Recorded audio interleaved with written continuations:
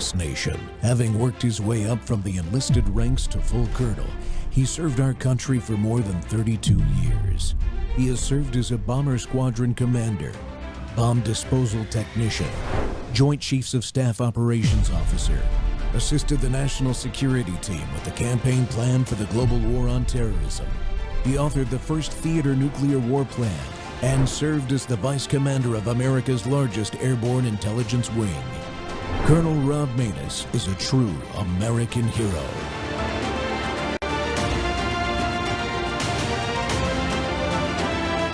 This is Rob Maness Live. Surely he shall deliver you from the snare of the fowler and from the perilous pestilence. He shall cover you with his feathers, and under his wings you shall take refuge. His truth shall be your shield and buckler. You shall not be afraid of the terror by night, nor of the arrow that flies by day, nor of the pestilence that walks in darkness, nor of the destruction that lays waste at noonday. 1,000 may fall at your side, and 10,000 at your right hand, but it shall not come near you. Only with your eyes shall you look and see the reward of the wicked. Because you have made the Lord, who is my refuge, even the Most High, your dwelling place. No evil shall befall you, nor shall any plague come near you, your dwelling. For he shall give his angels charge over you, to keep you in all your ways. In their hands they shall bear you up, lest you dash your foot against a stone. You shall tread upon the lion and the cobra, the young lion and the serpent you shall trample underfoot. Because he has set his love upon me, therefore I will deliver him. I will set him on high, because he has known my name. He shall call upon me, and I will answer him.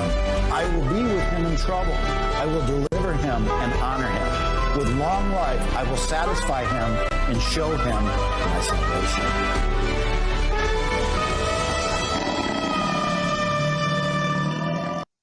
Welcome back to Training Tuesday, folks. The Rob Maness Show is live on Worldview Tube and our X Spaces simulcast. We must expose the truth, because if we do not,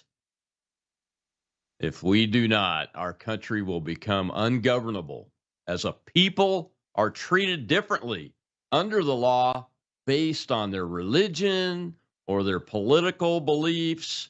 That is the road to destruction that we, the people, have within our power to prevent. And my guest today helps us every day to understand what it takes. Pastor David Scarlett is the founder of His Glory. You saw a little clip of his intro, Psalm 91, a global ministry reaching over 25 million viewers. He is a U.S. Marine Corps veteran.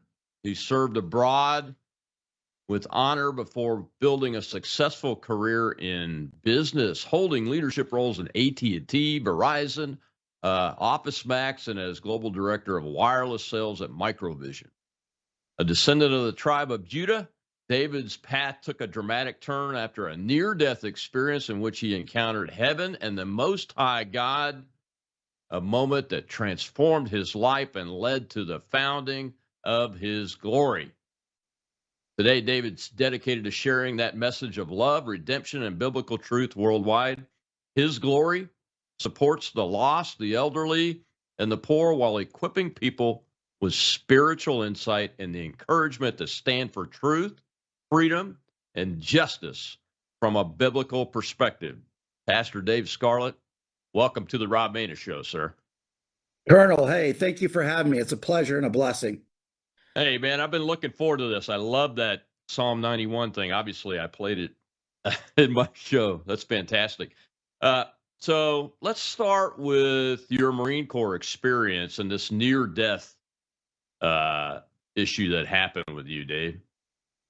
Well, I served in the Marines. The reason I went in the Marines is my grandfather was a lieutenant colonel, fighter pilot in World War II in the Korean War. He was the only person in our family that served in the Marines, and I turned down a Division I football scholarship to go in the Marines. People thought I was crazy, but I needed that for not only my grandfather, but for me. I had to get my path in life, and serving in the Marine Corps was a great honor. Then I went to the corporate world, rose up the highest levels you could get in the corporate world, director of 3 Fortune 100 companies, like you said. But I was living for the world. It was just about the money, the fame, the gain, all that. And my head was big, And one day on 777, I ate botulism toxin in a chili dog. And from that point on, I went to the Cleveland Clinic on Friday the 13th. You can't make these dates up. And I died that night, and then I died another. So I died three times. I had two near-death experiences. The first time that I had a near-death experience, here I am in the Cleveland Clinic, and I'm on a respirator because botulism toxin completely shuts down your entire body. I couldn't Mm-hmm. talk. I couldn't eat. I couldn't obviously walk. You're paralyzed. And so they got me stable enough, and it was a blessing that I never smoked. So I had pretty good Mm-hmm. lungs.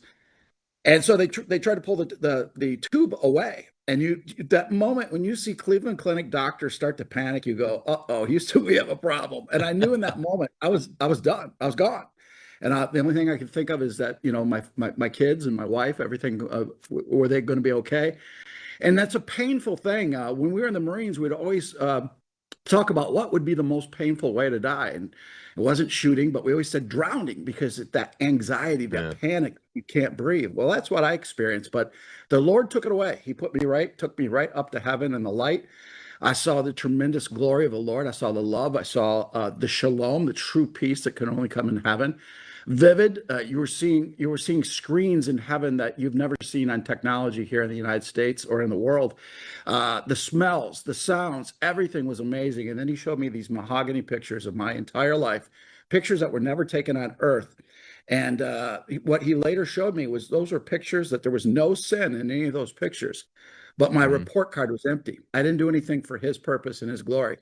So he saved me. He said, "I'm going to bring you back, and you're going to start a ministry called By My Name, His Glory," which I'm the least likely to be a pastor or running a ministry. I was in the corporate world and a Marine. And as soon as I got back, I thought, wow, I can't believe I just experienced heaven. I said, I didn't see Jesus. So I was praying that because I couldn't talk. And before I could even get that prayer out of my heart, there he was at the end of the ICU. Jesus never said a word, but just glowing, Mm-hmm. radiating like in the book of Revelation. And I got that shalom and that peace and that love back from him. So amazing. That is amazing, man. That's why I wanted to get you on so we could hear that story and talk about what you did. So His Glory, I didn't identify it as a website or an entity or anything in my opening. I get why that name, but what's the mission of His Glory? The mission is to go into all seven mountains, kind of like Marines Force Recon, and to bring the lost. We want to hit 1 billion souls. Our motto is to hit 1 billion souls for Jesus Christ. But we have to go into the world, not of the world, but in the world, to bring the lost, to plant the seed. You mentioned in your opening monologue about truth, and that's what we bring is the truth to the world, and the true truth, which is our Lord and Savior Jesus Christ. And what is our purpose? Why are we here? And what can God use me for? Yeah. How far along are you? Are you tracking the numbers? We're not to 1 billion, that's for sure. But every we're getting closer every day, and that's why we go under these attacks from Satan. We've had all kinds of attacks, but we will get to 1 billion souls. Oh yeah, man. I've looked at some of your stuff, and tell us about War Report. I see the words on the in your studio behind you and everything. I love it. I do More War Mondays myself. On my show is live 4 days a week, so we theme Monday as More War Monday. What's War Report all about?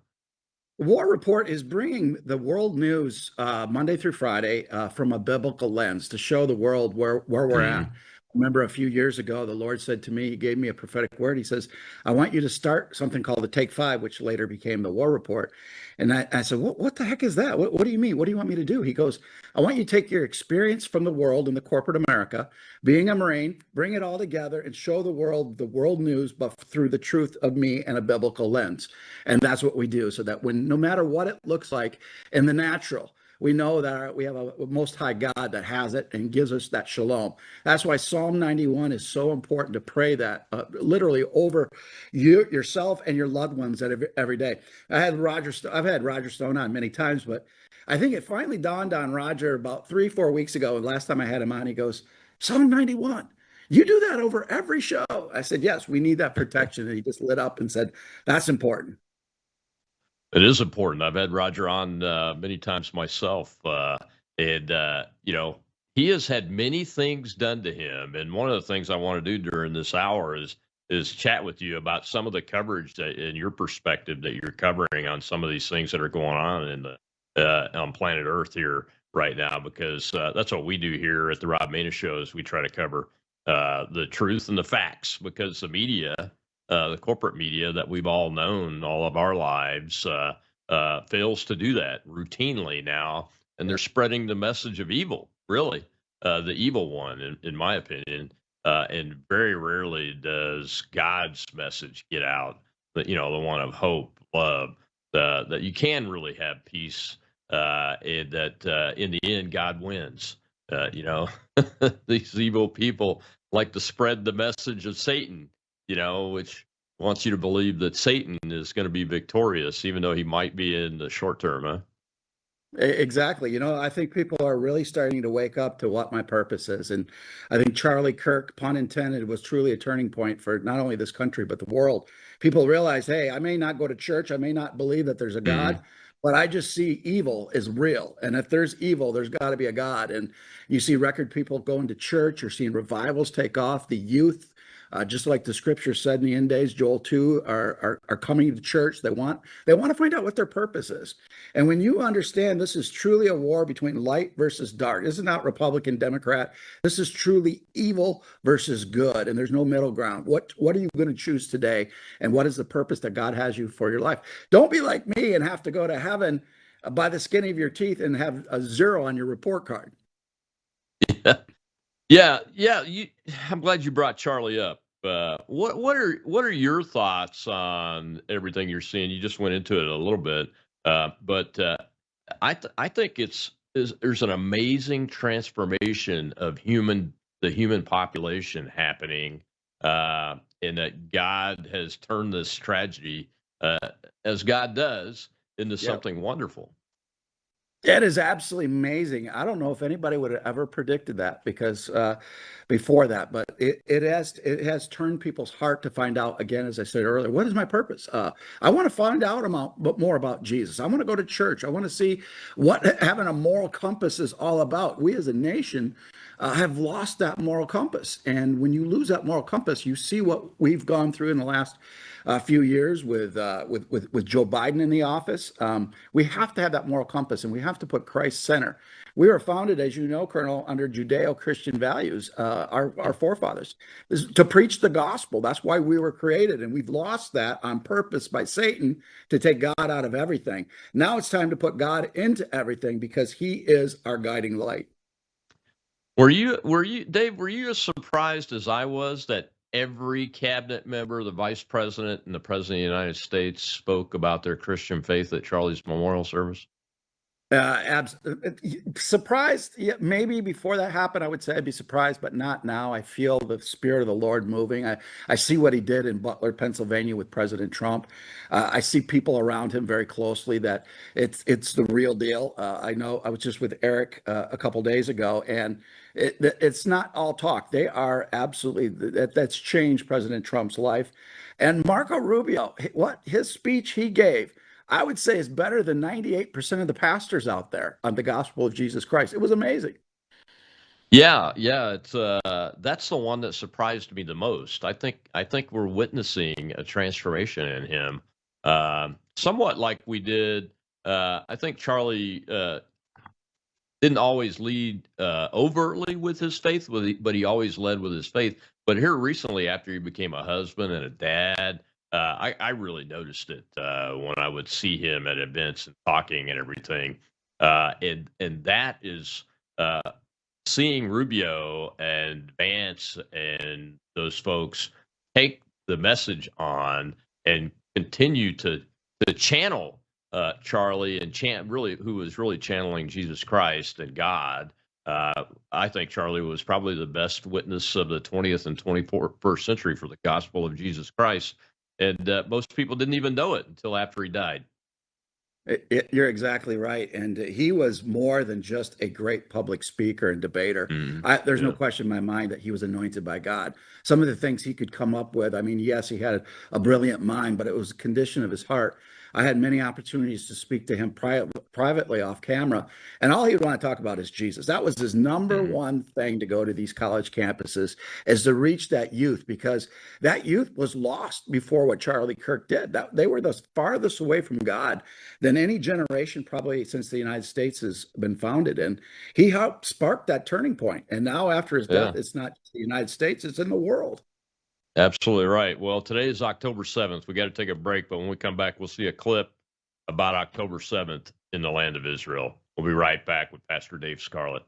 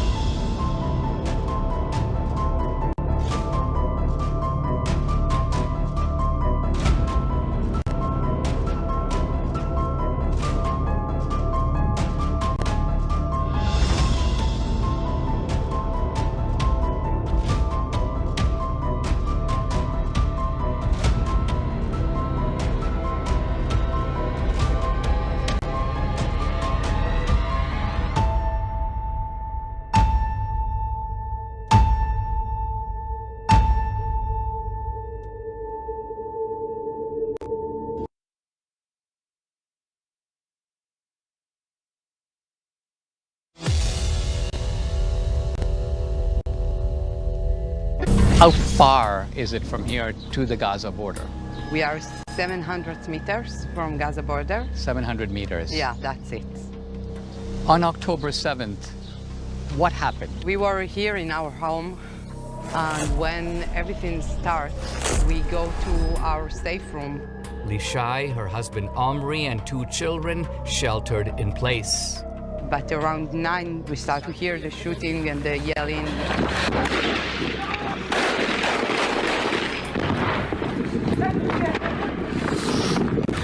احرقوا طف عليه.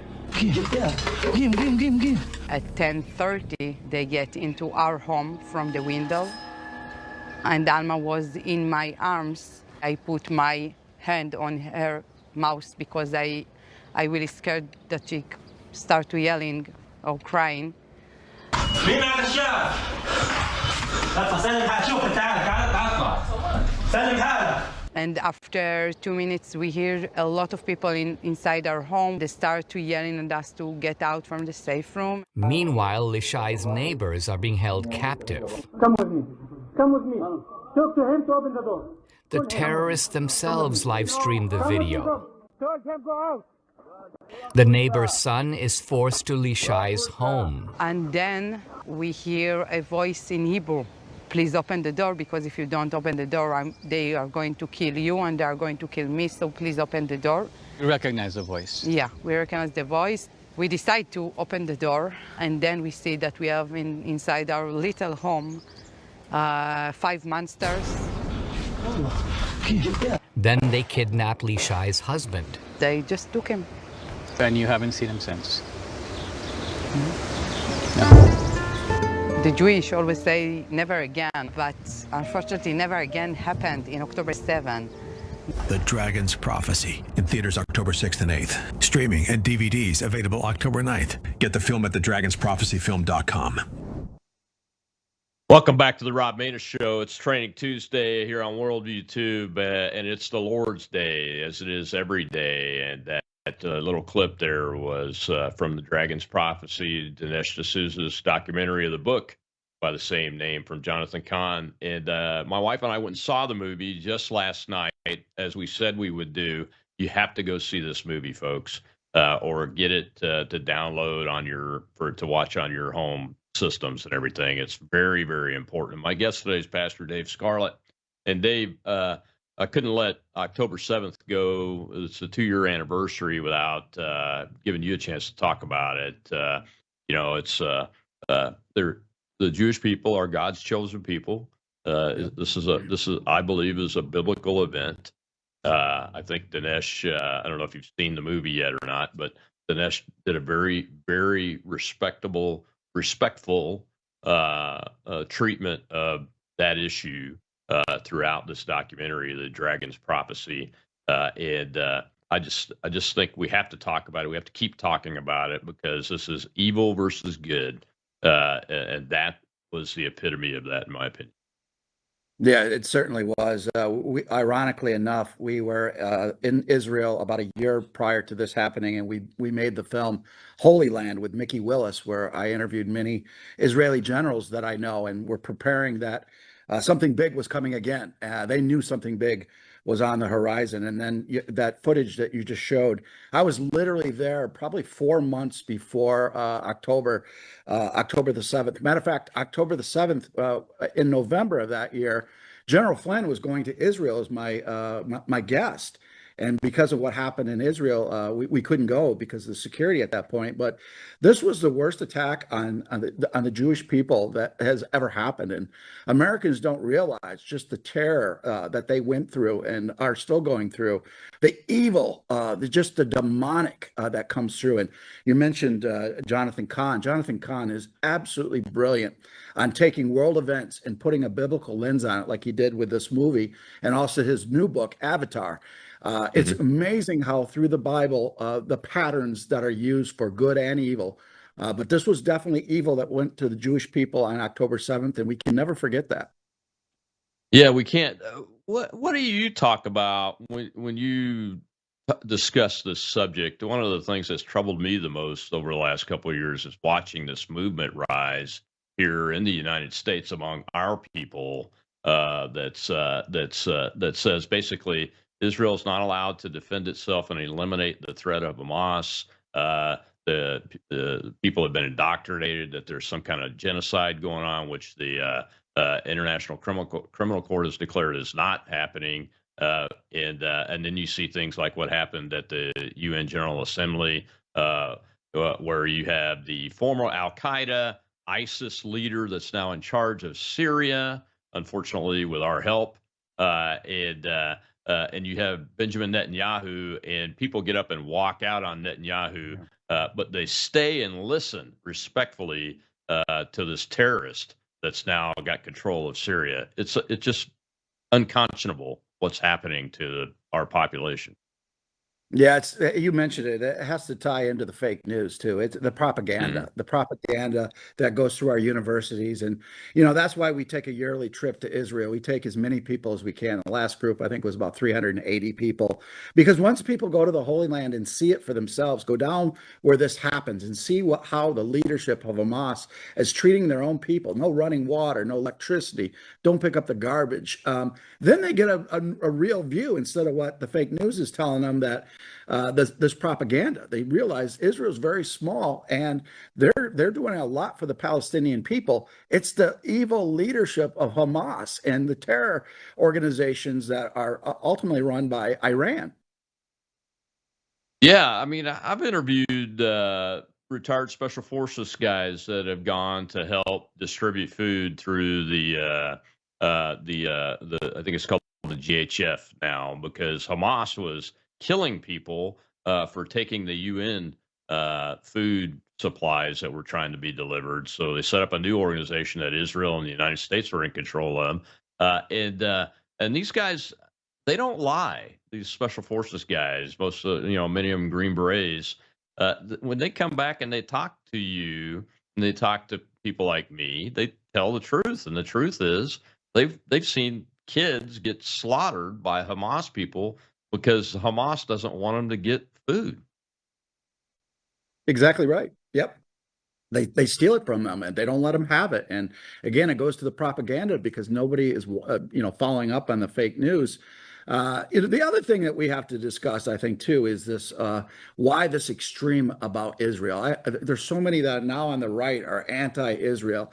And for me, it's hard to understand because it's a tale of two worlds. It's just like the Bible. And in the Bible, all the kings of Israel were wicked. They brought in false gods. I look at Israel, portions of the Israeli government. There's demonic inside that. just like there's demonic deep state in the United States of America.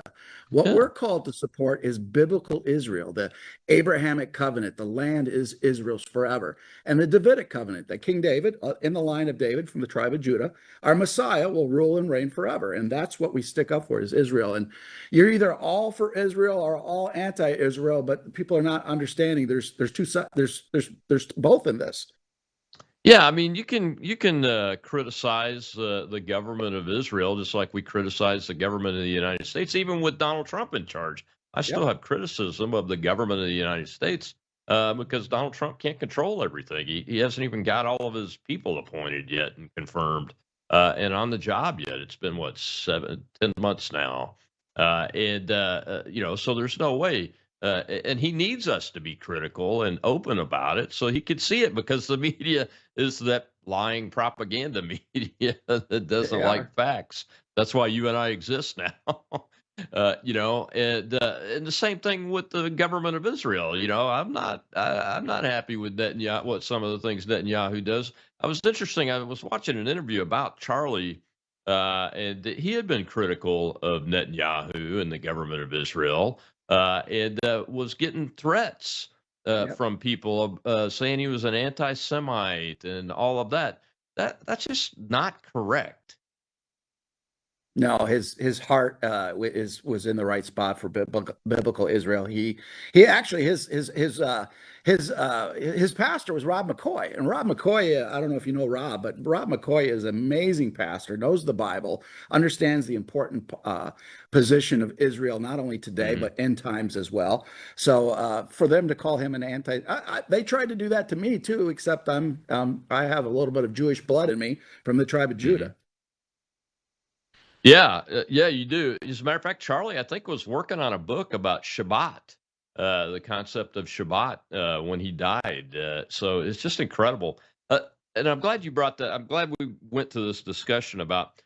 My wife and I have been talking about it a lot the last year, and that is how Christianity and our ties to things like the Jewish festivals should be stronger, and we should pay attention to that relationship because Jesus was Jewish. All the initial disciples were Jewish. Jesus turned over the money changer tables in the temple, in the Yep. Jewish temple. So we should pay attention to that relationship and really honor those types of activities as we move forward in our Christian life. Is that the way you see it too? Absolutely. There's 7 Hebrew festivals. We just came off the last one, the Feast of Booths, or so it's called Sukkoth, or Feast of Hmm. Tabernacle. That's the 7th. But every single one of those festivals point to Messiah, points to Jesus, literally fulfillment. And the scripture tells us in the millennial reign of Christ, when he comes back, we'll be celebrating 3 of those festivals. Would be a requirement to go to Jerusalem every year. So yes, we should. It's so important to God. And again, everything in his festivals point to his coming son, the Messiah, in every one of them. It's interesting that we have become adults and now we see that. I've been a Christian since I was 14, Dave, but I don't recall there ever being an emphasis from my pastors and my denominations to really take a really not a hard look, but a thorough study of the Jewish people, the Jewish heritage, their traditions, the festivals, and how that ties to God who gave us Jesus Christ. Is this something that's new? Yeah, it goes back to denominations.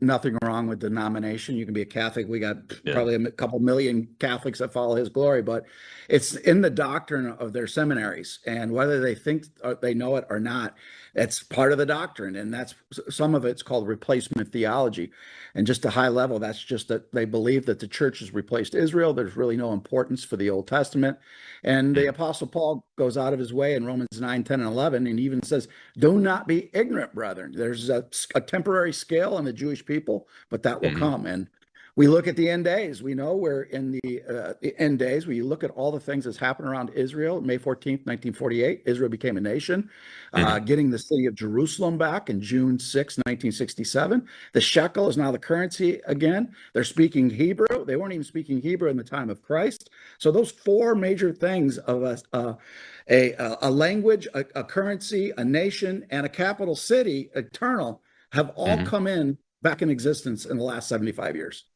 Yeah, it's amazing and totally predictable as long as you believe that God is who he is and that he sets the path and has control over that path. So we got to take another break, Dave.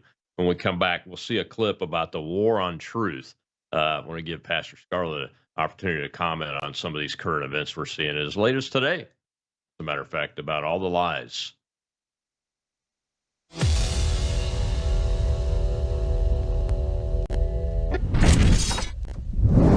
News is moving faster than ever, and so are we.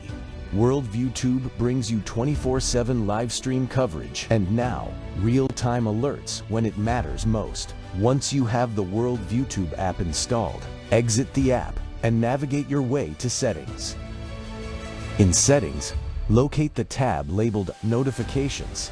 Select the Notifications tab. Scroll down until you locate the Worldview Tube app icon. Select the tab, and here you can turn on and customize your notification experience for the Worldview Tube app. News doesn't wait, and neither should you. Turn on push notifications to stay informed. Every headline as it happens.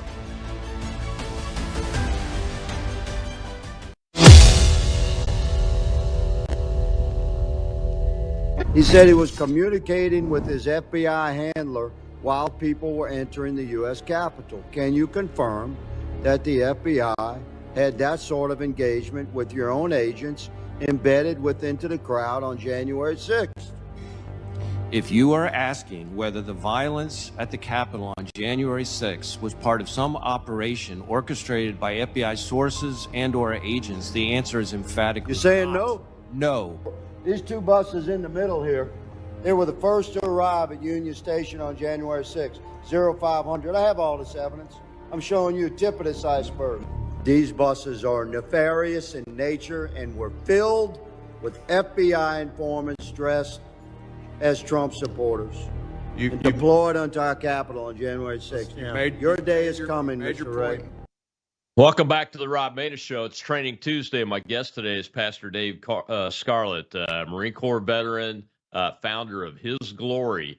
And he has been a high-level executive in high-tech businesses and all kinds of different activities. But he had a near-death experience and came out of it with a vision given to him by God to start His Glory, which is like a global ministry. And you can go to his website and check it out. Dave, I just wanted to use a clip from, I think that's your documentary that you just released not long ago about the war on truth. And that couldn't be anything more appropriate to today. That clip, I remember watching Clay Higgins live when he did that to Chris Wray and got him to blatantly lie as he was wont to do. And now we know for a fact that he was blatantly lying. There were over 275 agents, FBI agents, told to be in that crowd, and that's not even counting the CIs, the confidential informants, or the other folks that were paid informants and undercover and those kind of things, is it? Yeah, you're absolutely correct. Actor Nick Searcy was the producer of this. Chris Burgard was the director. We at His Glory funded it with another investor. We started with the movie Capital Punishment. That was the first movie about January 6th. It was so, we were attacked by all social media. No network would even run an ad for it. Algorithms, they did everything to stop us. Even the FBI had a helicopter above my studio in Ohio when I'm talking with Nick Searcy and Chris Burgard on what date we're going to release the film, just to try to intimidate us that not to do it. Well, we didn't stop. That's probably the Marine in me, and being in heaven. What's the worst they can do? Kill me? I'll go home to be with the Lord.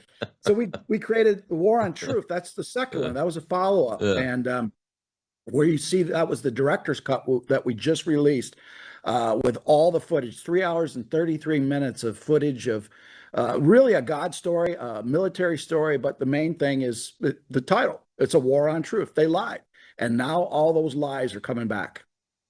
Yeah, I mean, just last night, I have to get your take on this. Just last night, Senator Grassley released documentation that shows that 8 U.S. senators were being continuously spied on by the FBI.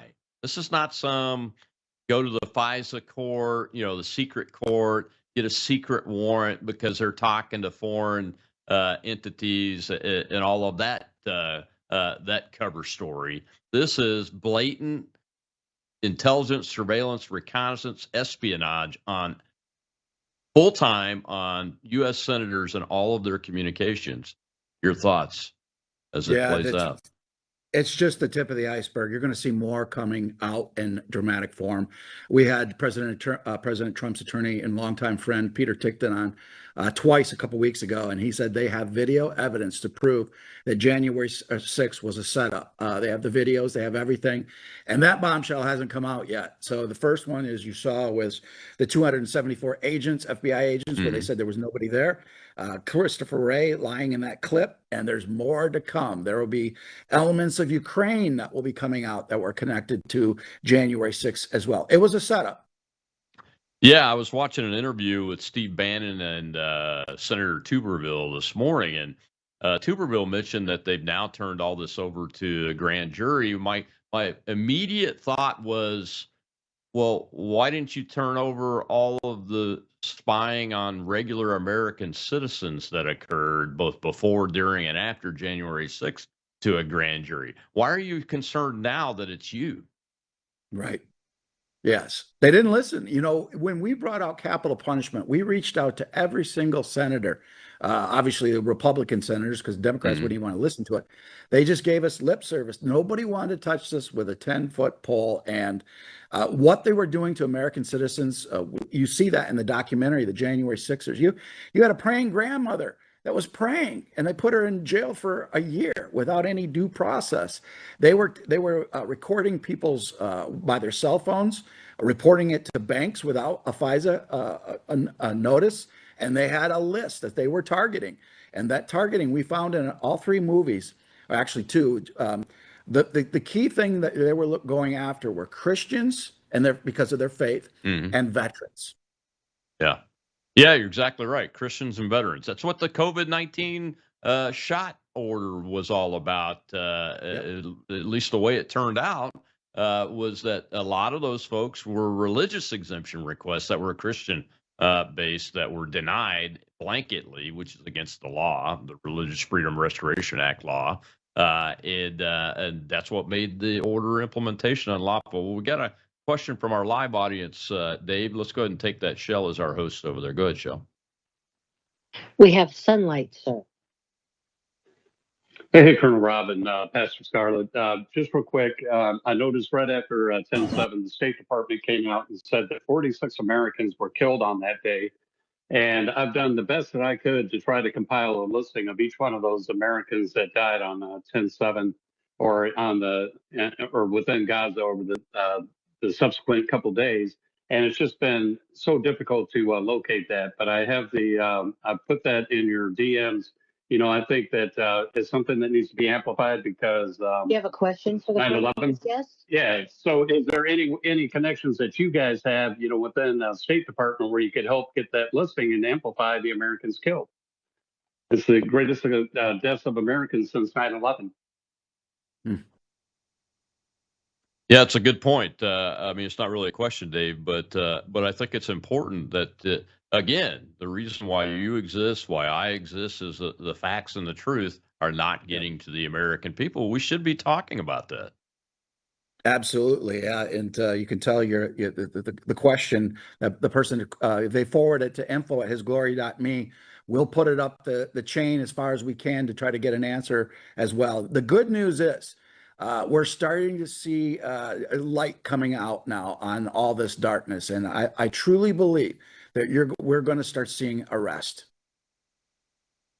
Yeah, Pam Bondi was testifying this morning, and she's very belligerent towards the Democrat senators, especially around her own ethical approach and the fact that the law enforcement's out there working and not getting paid right now. And these guys and gals, they want their cities like Chicago to be left completely lawless like they are. And I don't know if you've seen the activity in Portland and Chicago over the last week or so, but it's pretty bad.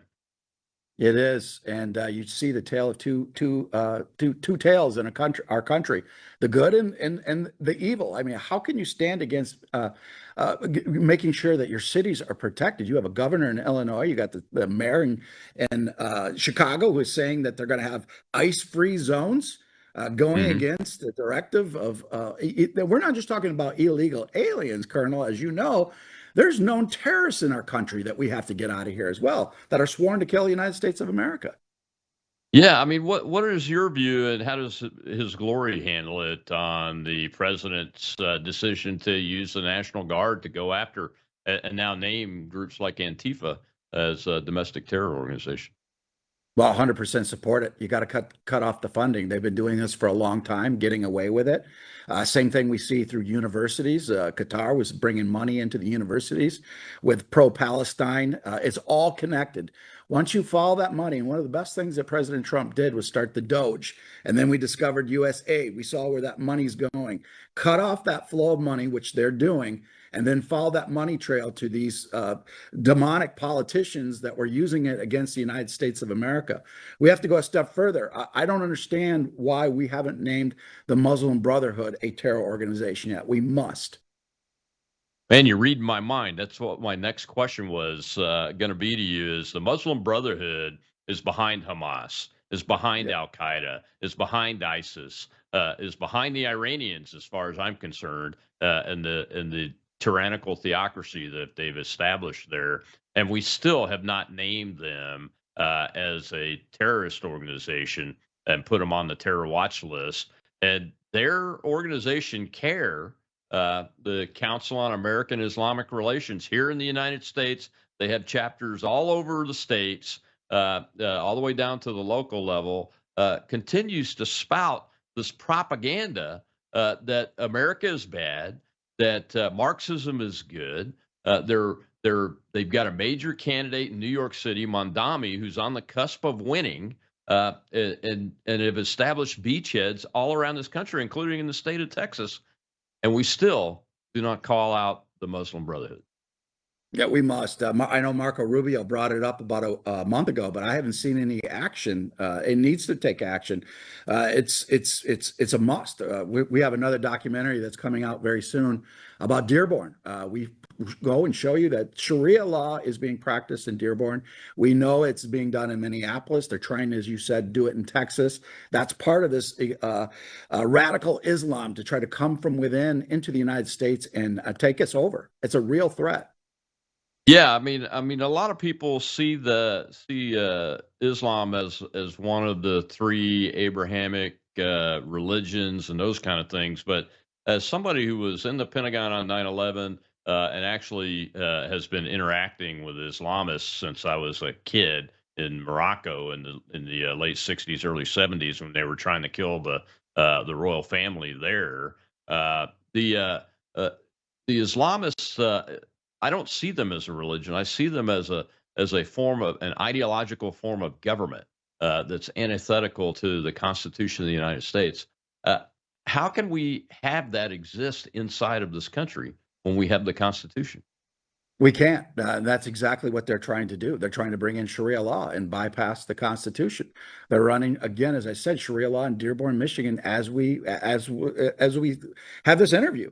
And we have to take the threat very seriously because they're not going to stop. And you're right, it's an ideology. I've had General Flynn on say the same thing, General McInerney, General Valley. I've read the Quran many times and studied the Quran on what the Quran means.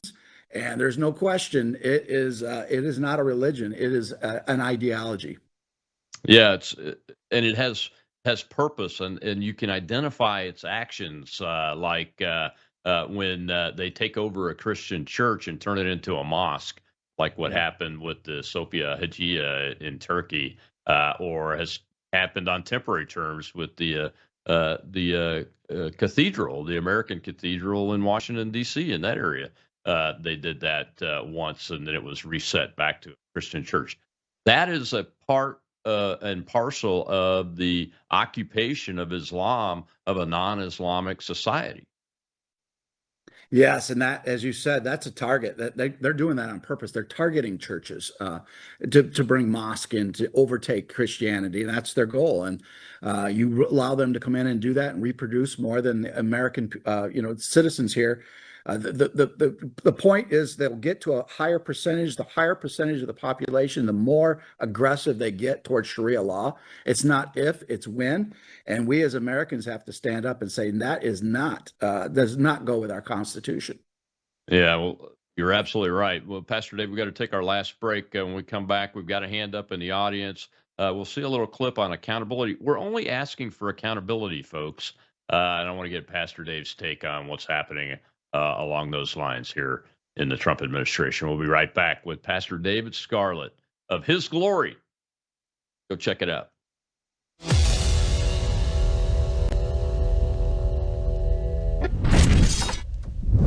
We have a big announcement, folks. It's called Bella Melt. In the first week, you lost 3 pounds on this, right? That is correct. Your GLP-1 is a natural hormone that's in every single one of our bodies. And your GLP-1 lets you know if you're full. It's a satiety hormone. So when your GLP is working properly, it does help suppress your appetite as well as reduce those cravings. So what it's going to do best is it's going to reduce your sugar cravings or any other cravings you have in your body. It's going to suppress that appetite. But where Melissa got the most benefit, I think, over the last week was the L-carnitine. The L-carnitine tells your mitochondria, this is where you make, we talked about it before, this is where you produce energy in your cells. It actually tells those mitochondria to burn fat for fuel. MelissaHouseBG.com just now introducing for the first time Bella Melt with GLP-1 fast action.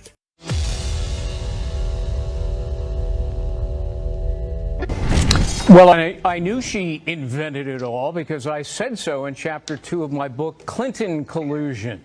And now we know that Hillary Clinton not only invented the Russia hoax, she financed the Russia hoax, she disseminated the Russia hoax, and Barack Obama knew it. He sat on the information, he covered it up to protect Clinton and destroy Donald Trump. He sat there silently as our government was thrown into turmoil for the last 4 years over what he knew, based on the intelligence presented to him by John Brennan, was phony information conjured up by Hillary Clinton to distract from her own emails. But it demonstrates just how immoral, unscrupulous, devious, and corrupt Hillary Clinton was. And for those like John Brennan, who's now gone on the air and said, well, she didn't do anything wrong, she didn't do anything illegal, he doesn't know. He's not a lawyer. I would argue she has committed crimes depending upon how she disseminated the information. It's a crime, a felony, didn't he disseminate to feed that false information to a law enforcement.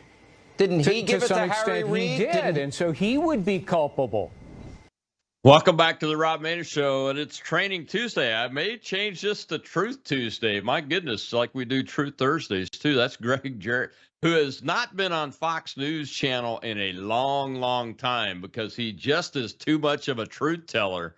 And Hannity had him on the other night. And it's good to see that, but we've got to see true accountability. And my guest today is Pastor Dave Scarlett, the founder of His Glory.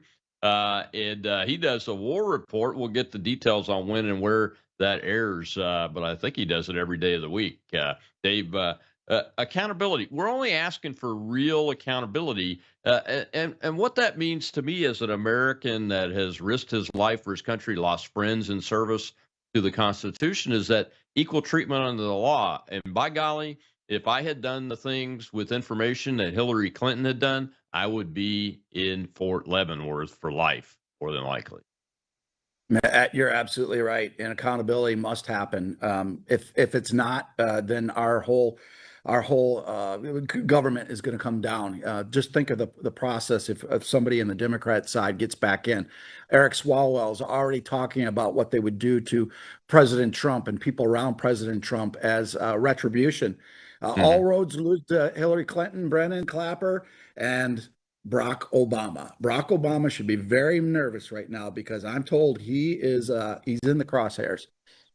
Well, he should be. I mean, he made decisions, especially around the Russia hoax, that really resulted in the establishment of a seditious conspiracy, an attempt to first stop an elected president, duly elected president Donald J. Trump, from taking office, and then to destroy his ability to govern, which is a coup d'état.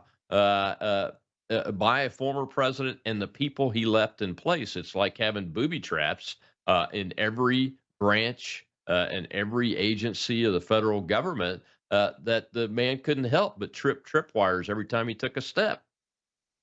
You're exactly right. This is unprecedented in American history that we had this type of coup, treason at the highest levels to set up President Trump and try to destroy his presidency before he got in office, while he was in office. These impeachments over the Ukraine were all to cover their tails as well. The truth has got to get out. Again, President Trump's attorney, Peter Tickton, says he believes that there will be people will be held accountable because we must. Because if we don't, we'll never be the same. Yeah, absolutely right. We got another hand in the audience. Let's go ahead and take that question before we get to the end of the show. Shell, go ahead. We have Liz, sir.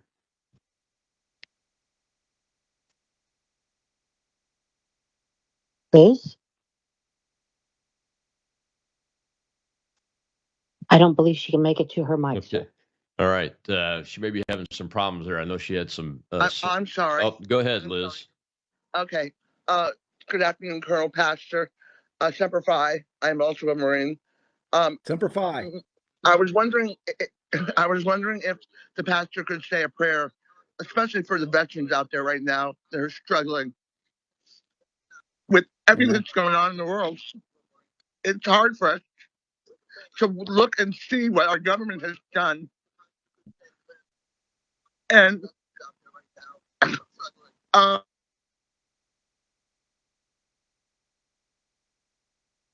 think we lost Liz, but I get the gist of what she's talking about, Pastor Dave. I mean, I talk to veterans every day. I'm one myself, obviously, and it is heartbreaking to all of us to see what's happening, and we're all trying to not just deal with it, but address the issue at the local level, which has national impact. As General Flynn, myself, you, we all say that all the time. What do you? Would you say a prayer for the veterans and their families of the country? Absolutely. The veterans are near and dear. Every time we have an event, we start with prayer. We blow the shofar. We invite the Holy Spirit, and then we also ask for those veterans that are in the crowd to stand up, because we wouldn't be the United States of America without all our veterans, past and our soldiers today. So I pray in the Lord's name, Jesus Christ, put your protection, your hand, Psalm 91, around every single veteran that has served this great Eagle Nation. Lord, lift them up. Give them your shalom. Give them your peace. Give them your unconditional love. Show them the way, what their purpose is. And everything you do, everything we do is for your glory, Lord. Lift them up and let them feel your presence for such a time as this. And let them know you love them and they're activated for such a time as this. We pray that in Jesus' name. Amen. Amen. And we need more witnessing of the gospel of Jesus Christ in public. I was so glad to see J.D. Vance tell a reporter, hey, with Charlie Kirk's assassination, I've decided that I am no longer going to stand by and be silent about my faith in public. Even while in office, I'm going to talk about it openly. And I think that's the transformation. That's the miracle. I think that we're seeing from God within the United States anyway, because we had walked away from that, really, Dave. Yeah. I want to close with this question and just get your take on it, since you've studied this so long and are so active. in the Lord's work. Are we witnessing the end times? We are. This is what the scripture calls in Joel 2 specifically. It's called the day of the Lord. And the day of the Lord is just a category of end time events. I don't know. We don't know when the day or the hour that Christ will come back, but we can see by Matthew 24 the seasons, nation against versus nation, kingdom versus kingdom. It's not saying the same thing twice. It's literal nation versus literal nation in war. And then it's the kingdom. The kingdom of what? Kingdom of light versus the kingdom of dark. And that's exactly happening right now. And the Lord is separating the wheat and the tare. This is the greatest time in the history of the world to be alive, because this is the commission that the Lord gave us in Mark 16, to go out and preach the gospel from east to west and north to south before his coming. That was one of the conditions he put in Matthew 24. When you see these events, you start seeing these birth pains, the gospel has to be preached from east to west and north to south. And I truly believe, pun intended, and once again, that Charlie Kirk's assassination, his murder, was a true turning point. That light is going to spread throughout the world, and we're going to see the greatest revival in the history of the world. Yeah, we are seeing it. I mean, there have been over 100,000 chapter requests for new chapters of Turning Point USA organizations at the high school and college level. I mean, I see every day where young people, especially, are saying, "I want to go to their parents if they're still interacting with them. I want to go to church with you," where they haven't done it their entire lives.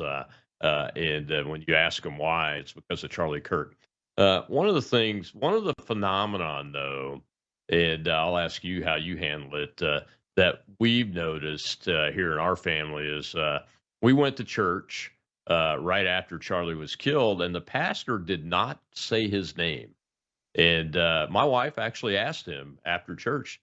She went up to him and said, "Hey, I am here because of Charlie Kirk. I haven't been going to church regularly, and I came here because of that. And I want you to know that, and ask you why you didn't say his name during your speech, your sermon." And he was interesting because he said, "Oh, my grandsons love Charlie Kirk. They're devastated by this, and I just love him to death." And she goes, "Well, maybe you should love him enough to say his name and talk about it to your congregation." And I think we should all be asking for that and be open about it. Absolutely. She's spot on. I was told about 50% of all pastors did not say a word about Charlie Kirk. The common thing coming back is that they didn't want to be too political. Well, that's what the Lord said in the last days. We'd have itchy ears trying to tell people what they want to hear instead of what they need to hear. The gospel is truth. Jesus gave us truth. It cost him his life for eternity so that we could spend eternity with him. And we need boldness behind the pulpit. We need the truth to be told. We've started warrior groups because it was never meant to be really four walls. I mean, you can go to a church, but we are the church. We're mobile. It's the assembly. So in all 50 states, we have warrior groups. They meet in their house. They tune into our weekly Shabbat service, and they pray over each other. They lift each other up in prayer, and that's really where the gospel really is going to spread throughout houses and small groups. Yeah, Pastor Dave, this is not a time to be down, is it? This is what's your message to folks that are down right now? Because I don't feel down. I feel excited. I'll be 64 here in a few weeks, and I'm excited to still be alive during this time and get to see this. Yeah, it's the most exciting time in world history. The Bible talks about the time we're in now more than any part of the Bible. And we're chosen for such a time as this. The question is, are you going to be a part of it? What is your purpose in life? Every single person watching this has a purpose from God. It's for us to lean into that purpose, getting into his word, ask him, what do you want me for such a time as this? As General Flynn always talks, one of his favorite verses is Isaiah. Here I am, Lord, use me. We need more people to raise their hand and say, Lord, use me. I'm ready for this end time outpouring to lift people up in love and spread the gospel from east to west and north to south. Yeah, Isaiah 6:8. Here I am, Lord, send me. I'll go for you.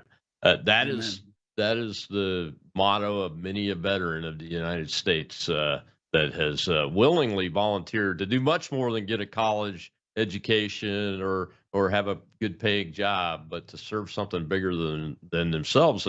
And now we have the biggest thing. The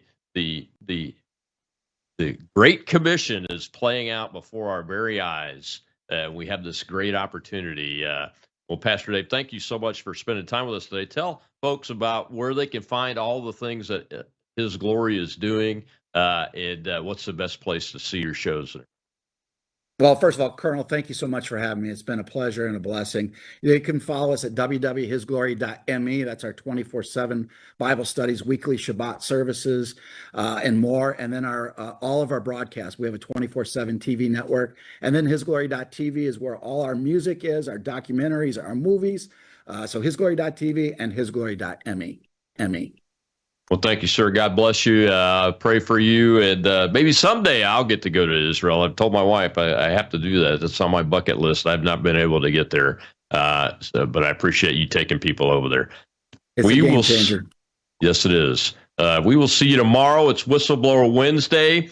My friend Chad Caton, I'm fired up on X, has been out on the ground reporting live from Portland, Oregon, where the Antifa headquarters is, Rose City Antifa. That's the headquarters of the domestic terrorist organization inside this United States. And Chad has been there with Nick Sorter and Ben Berquam and other great Americans reporting live for several days now. Well, he's back. He's getting some rest, and we got an hour with him tomorrow. You don't want to miss it. Tag the President of the United States and his press secretary. They need to listen to this too, and they need to get Chad to come talk to him about it. We'll see you then.